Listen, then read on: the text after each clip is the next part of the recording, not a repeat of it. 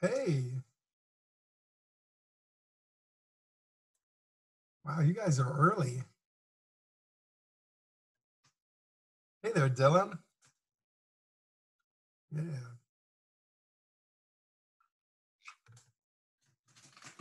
Doing, Mr. Shana? Hey.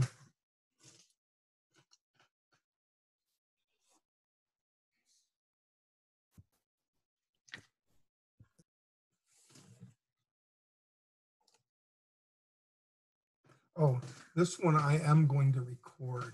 Okay, this is recording. Okay, good. So from now on, I'll be able to record all of your lessons because I'm not recording the AP Physics kids.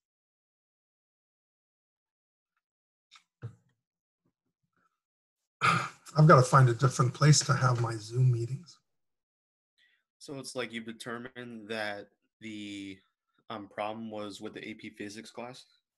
Yeah, the problem is Zoom can't like compile two recordings at the same time. So I'll do the AP Physics lesson and then I'll ask Zoom to compile that recording. Then I do your guys' lesson and ask Zoom to compile your recording. And Zoom will say, I can't compile your recording because I'm still working on the AP Physics recording. And in fact, I'll give you no way to do it after the fact. So your recording for robotics is lost forever.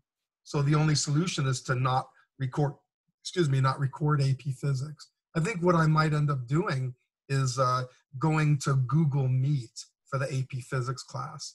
I'll try that out because Google Meet, it records it automatically to Google Drive.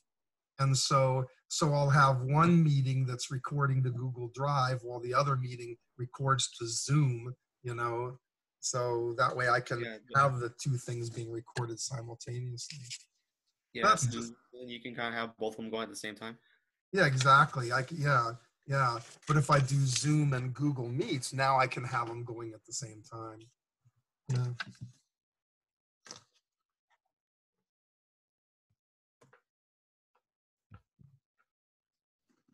Yeah. Yeah. Something here.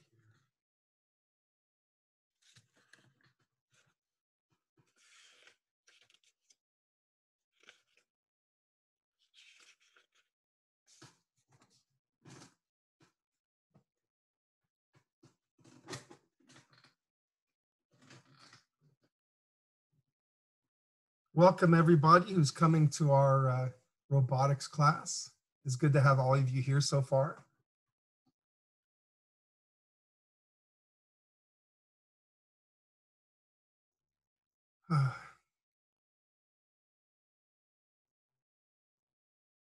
I'll start in like 3 minutes.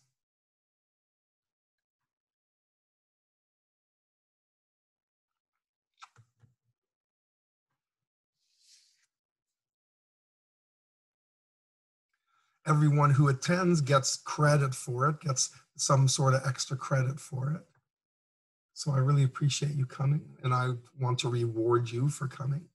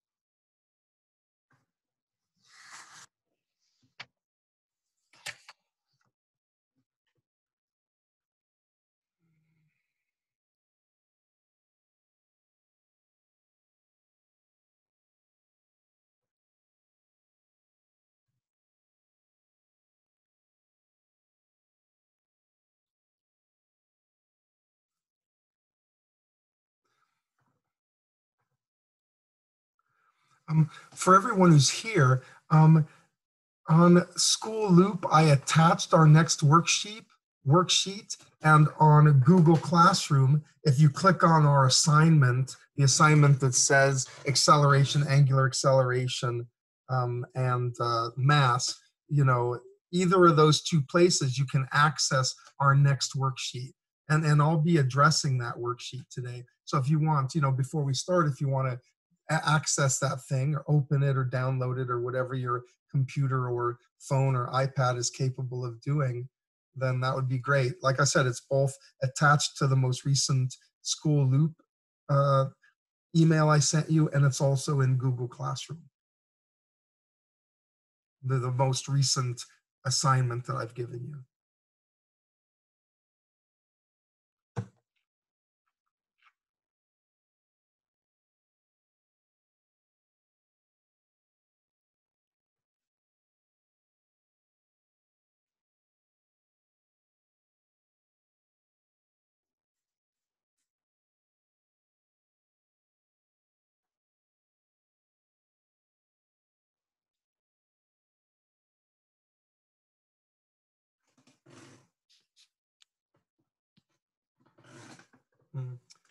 I need to definitely be somewhere where I don't have an incredibly bright light behind me.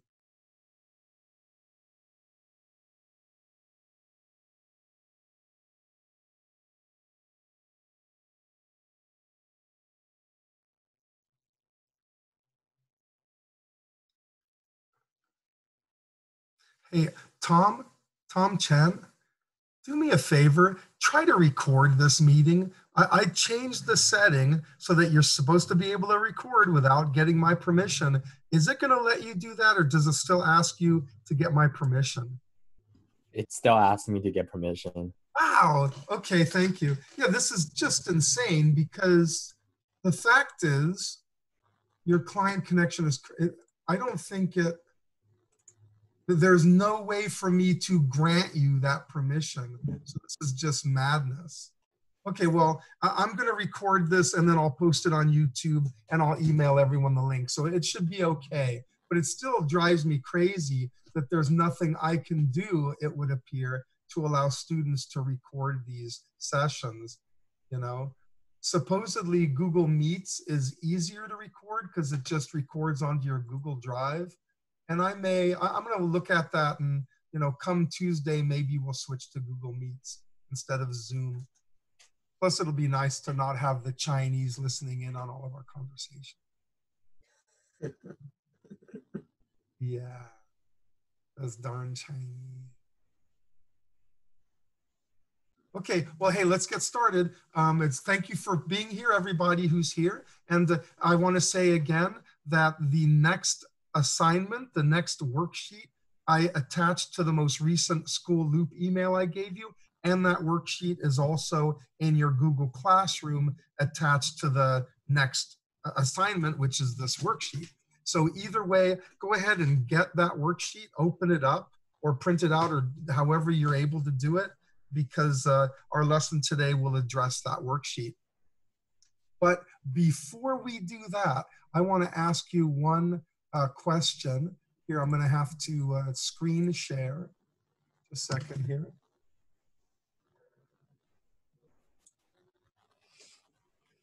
I'm in the process of screen sharing. Okay, so look at problem number 1. I have gears. These are the Vex gears, and they have 12 teeth. You can have 12-tooth gears, 36-tooth gears. You know, I've got some gears right here. Here's a 36-tooth gear. Here's a 60-tooth gear. Here's an 84-tooth gear, and then the smallest ones are the 12-tooth gear, but I don't have one available right now. I'm using it for something else. So here's what I want you to do. How would I design for me a gearbox that gets me a 1:15 gear ratio? And in order to get a 1:15 gear ratio, you're going to have to use compound gears. That is, you're going to have to do this sort of thing like we did on our most recent assignment. You know, that's the only way you're going to get a 1:15 gear ratio is compound gears. And we'll talk about it at the very end of our time together. But that's what I'm asking you right now. We've got these 4 types of gears, and I want a 1:15 gear ratio. How are you going to do it? you know, and just draw a picture or describe it. And then, like I say, at the very end of our class together, we'll answer that question, and I'll actually show you. I have it set up, and I'll show you my 1 to 15 gear ratio. Before we start learning new stuff, are there any questions or issues on the most recent worksheet I gave you, this gear ratios, compound gears worksheet? Any of these problems you weren't able to do? Mr. Shannon, could you do number 8?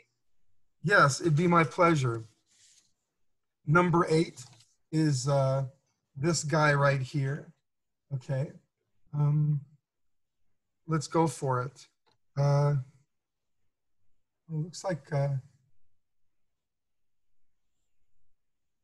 oh, okay. Yeah, I've got a bunch of stuff written on it, but regardless, here's what we've got, and I'm going to do it on a separate sheet of paper. Okay, here, just 1 second.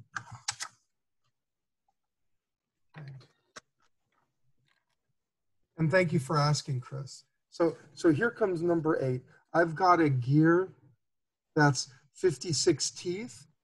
Then I've got this idler gear, which frankly, I don't care how many teeth it has, because it's just an idler gear. It's not going to affect anything. And then I've got this gear here, which has 16 teeth. All righty. And this gear is rotating at 40 RPM. And we want to know the rate of rotation of the third gear. And I just want to say again, this idler gear doesn't matter, doesn't affect the rotational speed of that gear. And so I end up using this formula, N1 over N3 equals omega 3 over omega 1. That is, the ratio of the teeth is inversely proportional to the ratio of the rotational speeds. So this is gear number 1, this is gear number 3, and we don't care about the idler gear. And so I've got 56 over 16 equals omega 3, which I don't know, over 40 RPM. And so I've got 40 RPM multiplied by 56 over 16, and that's going to be my omega 3. And oh, my son took my calculator, so I'm going to have to use my phone's calculator.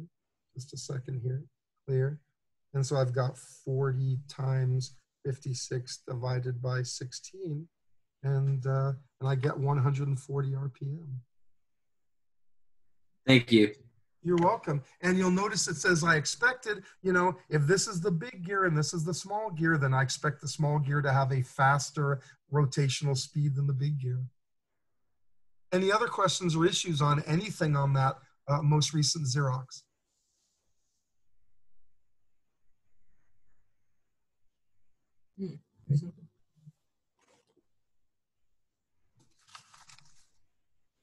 Okay, well then, hey, if you're good, I'm good. Let's go ahead and start learning new stuff.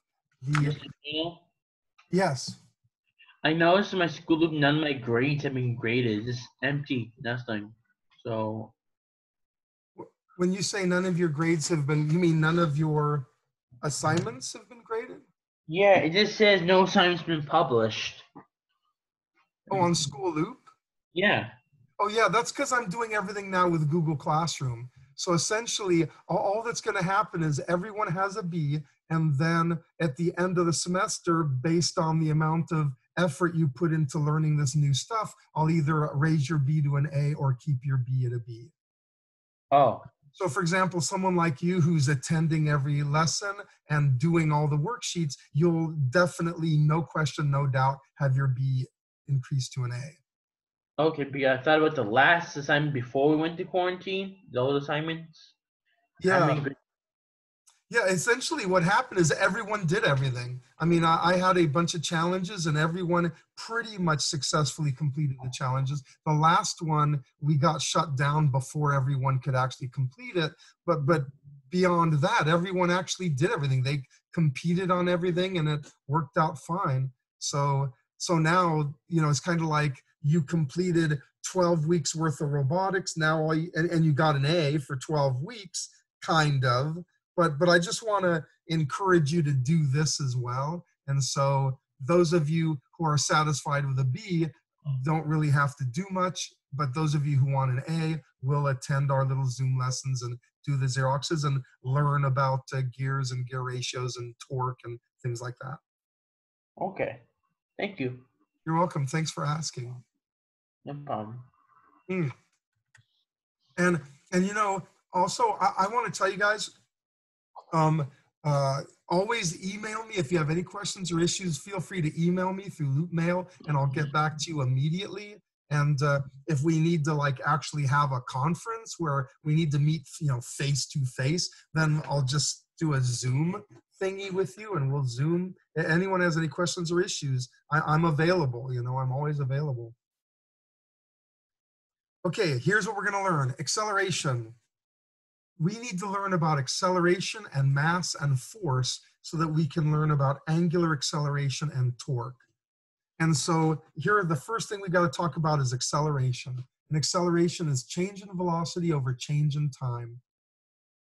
How much your velocity increases or decreases divided by however much time it takes it to increase or decrease. The units can be miles per hour per second, or it can be meters per second per second. That's what we use in physics. That's what most scientists use, is meters per second per second. But we like to simplify meters per second by multiplying top and bottom by seconds, and so it ends up with just meters over seconds squared.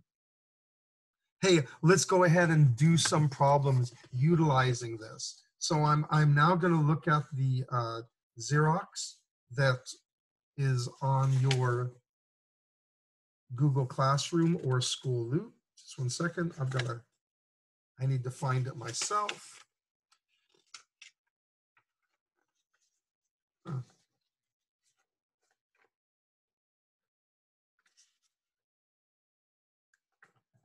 Just one second. Where did it go? Oh, here it is. Okay, here we go.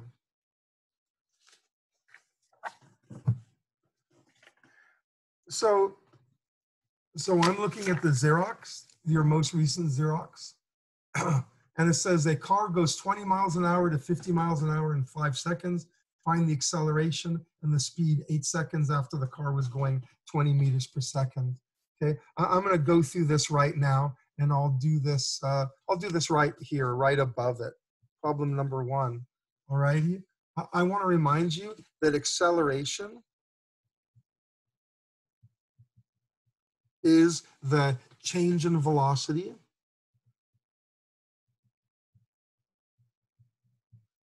which for mathematicians and scientists, the Greek letter delta always denotes change of. So instead of using the word change of, I'm going to use the Greek letter delta. So the change in velocity over the change in time. Well, the change of any value is the final value minus the initial value. If I had $50 and now I have $200, how much is my change in dollars? If I went from 50 to 200, well, it's 150, right? I went from 50 to 200. That is the final amount minus the initial amount. And so this change in velocity is always going to be the final amount of velocity divided by the initial amount of velocity over the elapsed time. And so on problem number 1, my final velocity is 50 miles an hour. My initial velocity is 20 miles an hour. And the time is 5 seconds. And so my acceleration is going to be 30 miles an hour divided by 5 seconds, which gets me 6 miles an hour per second. So by my acceleration being 6 miles an hour per second, that's telling me I'm going 6 miles an hour faster as each second goes by.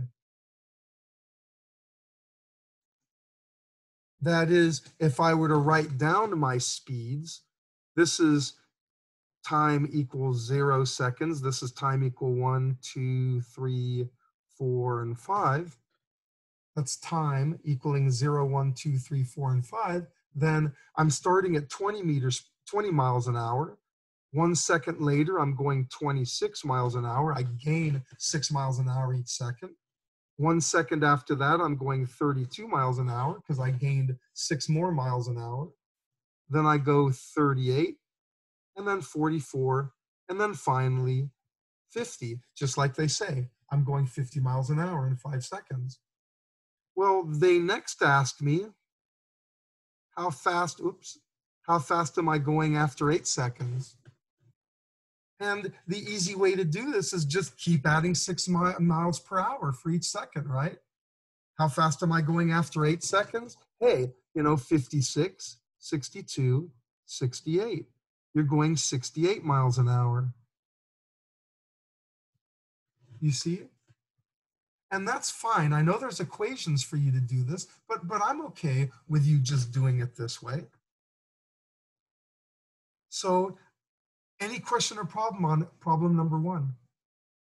Can you show us the equation one?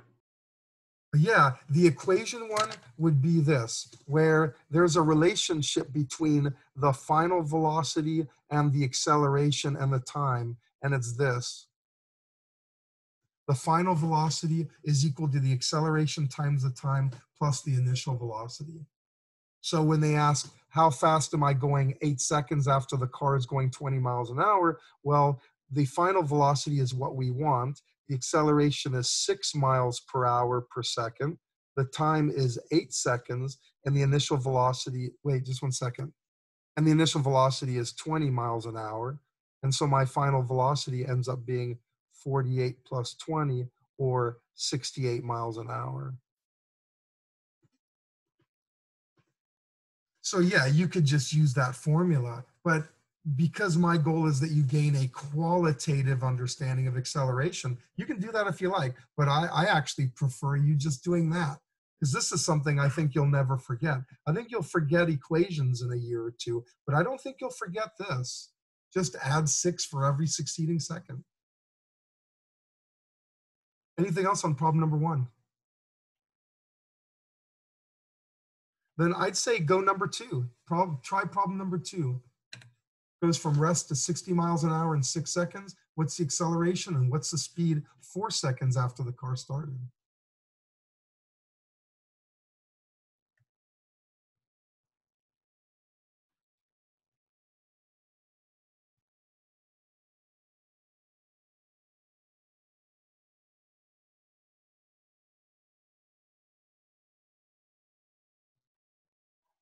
Okay.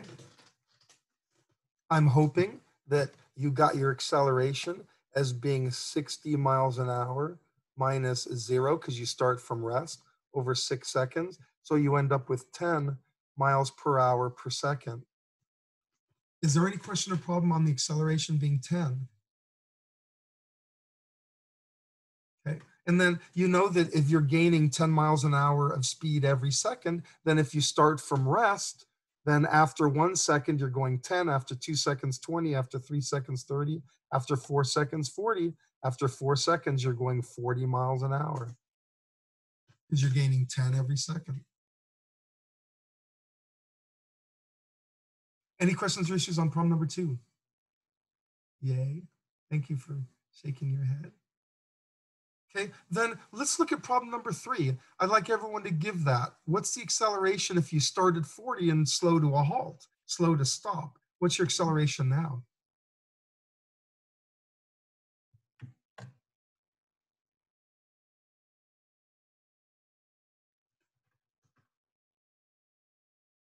Wouldn't you just be decelerating instead then?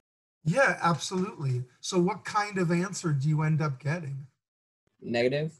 Yeah, negative. So I just want to let you know that when you're decelerating, your acceleration will be the opposite sign of your speed. If your speed's positive and you're slowing down, then your acceleration is going to be negative. But if your speed were negative and you were, slowing down, then your acceleration would be positive.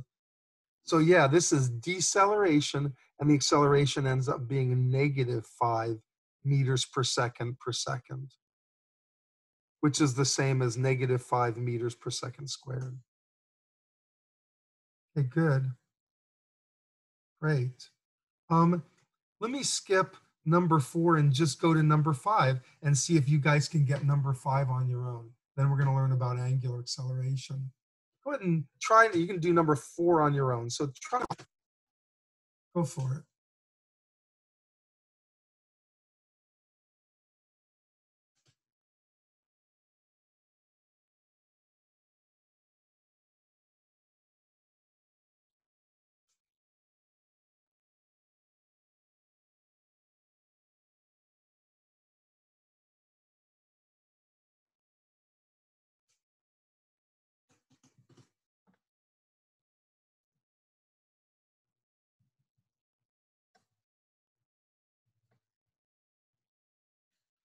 Okay, this is another one again. I know I could give you a formula. In fact, it would be that formula up there, but I'd rather you just do it conceptually. You know, your car starts from rest and you know you're going to gain 20 miles an hour of speed every second. So you're going to go 20 and then 40 and then 60. But they want to know, when am I going 50? Well, what do you guys think? When are you going 50? Yes, thank you very much. Some people sign language that, yeah, 2.5, halfway between them. And that's good enough. That's the level of understanding I want you to have. I don't need you to plug into formulas right now. I just want you to be able to look at it and make that decision. Okay, any questions or issues about acceleration? Okay, then the next step is to do angular acceleration, which is what we're going to care about because we're dealing with motors and gears and things where everything's rotating, you know?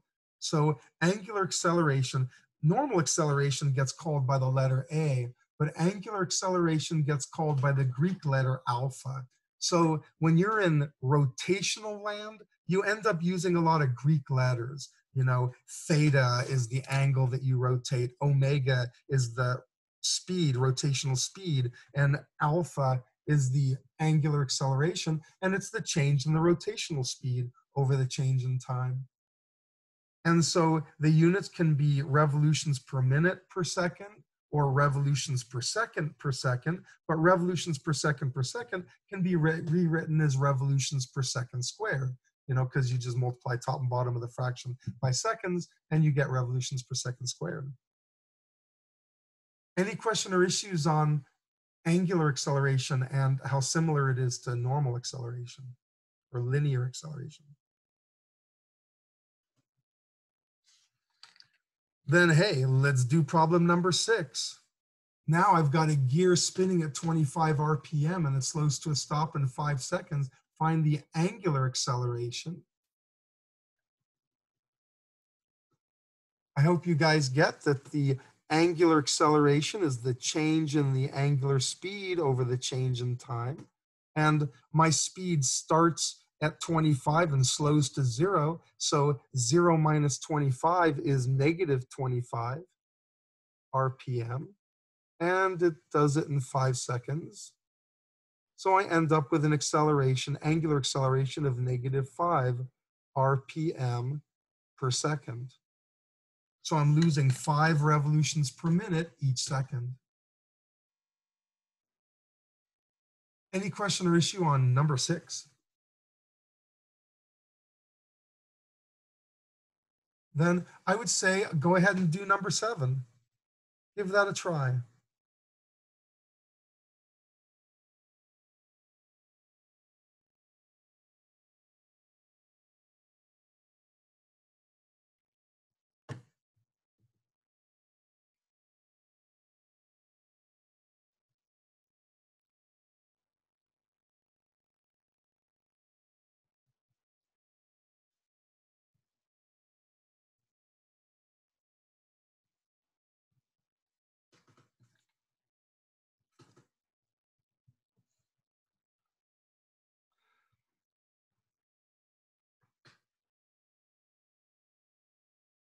Okay.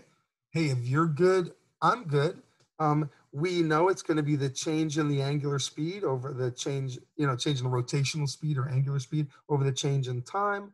Well, it's going to be 12 revolutions per second over 0.2 seconds. And so that's going to get me 60. And then revolutions per second is the same as revolutions per second squared. Any question or issue on the answer to number 7 being 60? Okay, well then, hey, so we've done linear acceleration, we've done angular acceleration. Now it's time to get to mass. But in order to get to mass, I need to talk about Isaac Newton's laws of motion. So here comes Isaac Newton's first law of motion. And an easy way to say it is that a force is necessary to change the motion of an object. That is, if I want to make an object go faster, I need to exert a force on it. And I hope you guys recall a force is a push or a pull. That's a force, just a push or a pull. If I want to make an object go faster, I need to exert a force on it. If I want an object to go slower, then a force needs to be exerted on it. If I have an object in motion and I want it to change direction, like a car making a left, a car making a left turn, again, you need a force. If you want to change the motion of an object at all, faster, slower, or a change in direction, then you need to exert a force on the object.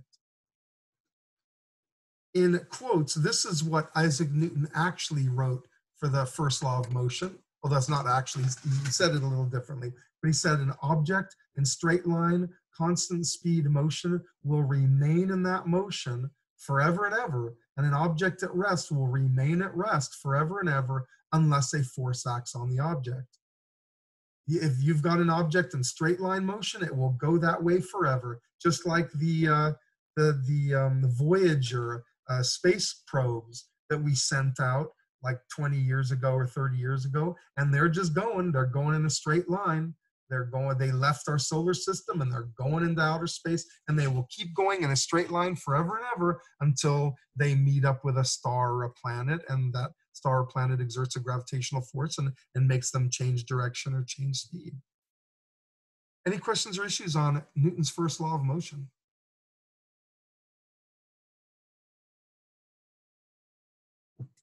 Okay, then let's talk about inertia. Inertia is an object's tendency to resist changes in its motion. So for example, let's say I'm in a bus, a city bus, and I'm standing up because there's some nice old lady who needed a seat and I gave her my seat. So now I'm standing up, okay? The bus is going 40 miles an hour and I'm a man, right? So I'm not holding on to a bar. I'm not holding on to a strap. No siree. I've got my hands at my sides and I'm just standing there on the bus because I'm a man, okay? And so the bus driver is going 40 miles an hour and he slams on the brake. What am I going to do? Go forward. Yeah, absolutely. I go forward. In fact, I'll go forward at 40 miles an hour, you know? Because I have inertia. I have a tendency to continue in whatever motion I have. If I'm going straight at 40, if I'm going straight at 40 miles an hour, then that's it. I'm going to keep going straight. What's going to stop me? I mean, I'm going 40 miles an hour. What's going to stop me? Your mic sounds like you're going through the Twilight Zone again. Yeah, okay, let me last time I did this one thing that worked. Just a second here, I'm going to do it again. The phone. Okay, now do I sound normal? Yeah. Okay. Yeah, this stupid Zoom. Like I said, I may go to Google Meets. I'm sure Google Meet sucks in its own way, you know. But anyway, okay. So you guys hear me okay now? Yeah. Okay.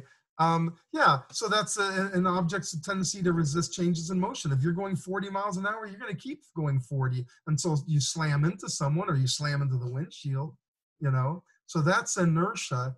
Well, it turns out that mass is a quantitative, that is with numbers, measure of an object's inertia. How much matter an object has, that's the object's mass. And so there's two common ways to measure mass. One way is with the kilogram and the other way is with the pound.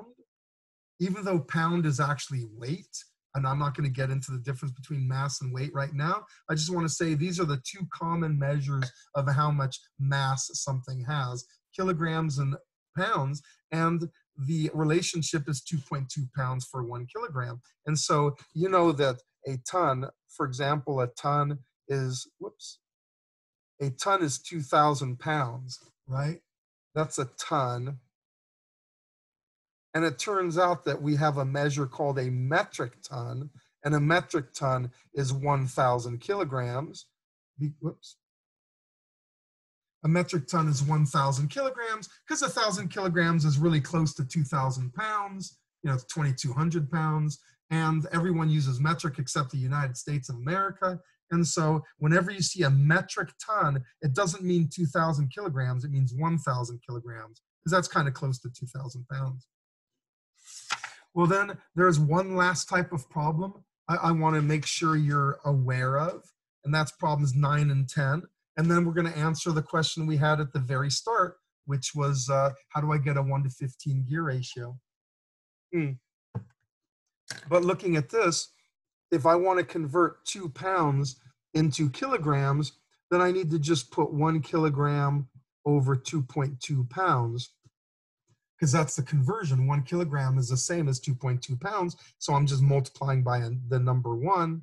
And so I end up with 2 over 2.2, which is, I guess about 0.91 kilograms. So on these problems, you're going to just multiply every number of pounds by 1 kilogram over 2.2 pounds.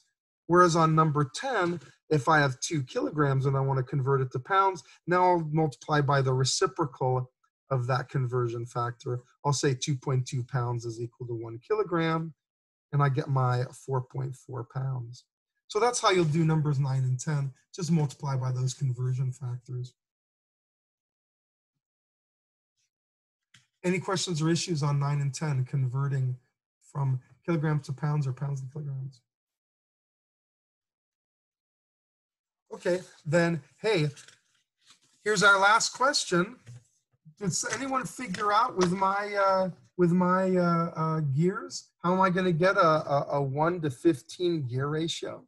No idea. 144 teeth, I think. No, I only have 80. I only got 12, 36, 60, and 84. Those are the only teeth I've got. We'll also use duplicate, right? Yeah. No, I've got infinite of all of them.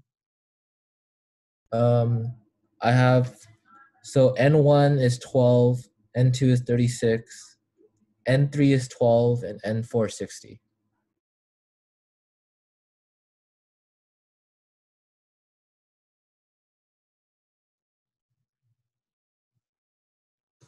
First of all, did anyone else get that answer? No. Okay, and let me ask you this. Does it work? Am I going to get 1 to 15?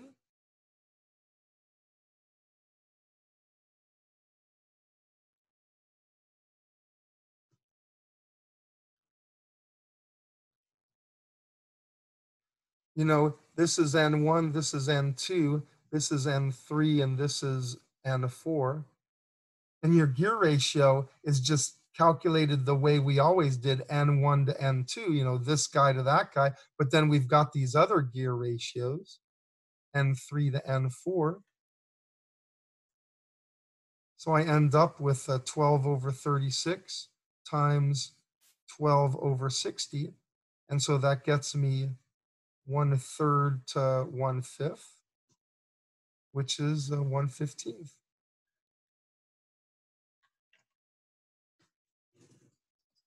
So is everybody okay with that? Wait, do we write that down? We have to turn it. Yeah, go ahead and write it down.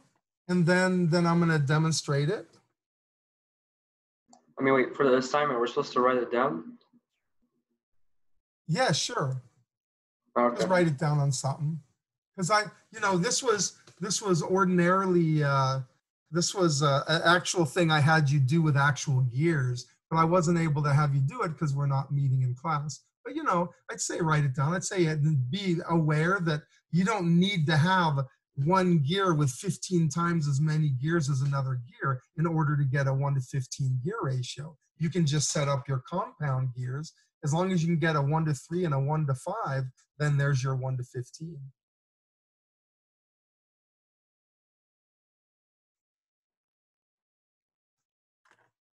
And lastly, I just want to show you, here's my 12, there's my 12, and then here's my 36, and then there's the 12 on top of the 36, and then finally here's my 60 right there.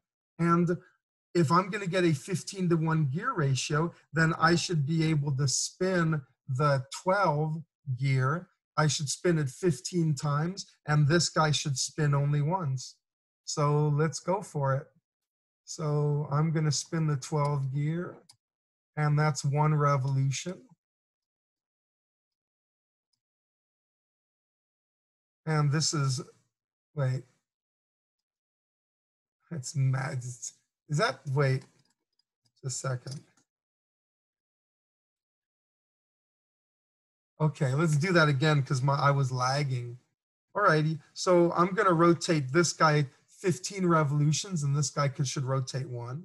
So the little guy is, wait. This worked really well before class. So here's 1 revolution. Here's 2 revolutions. Here's 3 revolutions. Here's 4 revolutions.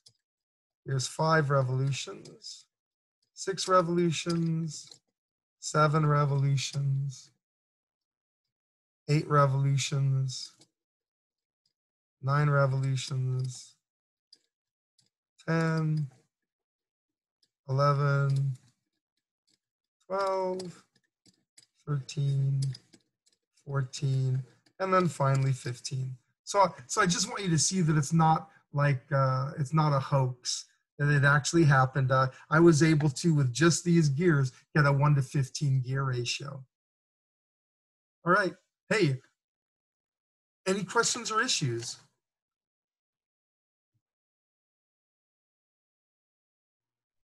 Then I'm going to stop the screen share.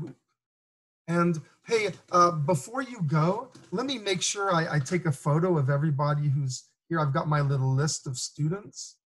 Just a second here. So don't go yet. And I hope everyone, oops, what happened here? Okay.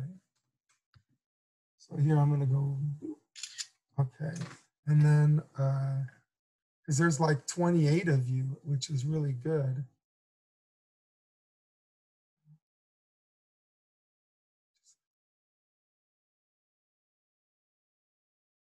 Okay, and then finally, all right. Well, thanks for coming, everybody, and have a good rest of your week and weekend, and I'll see you Tuesday. Thank you, Mr. Bye. Shinda. Thank you. Thanks for coming. I really appreciate it. See ya. Bye, Shana. Bye. End meeting for all.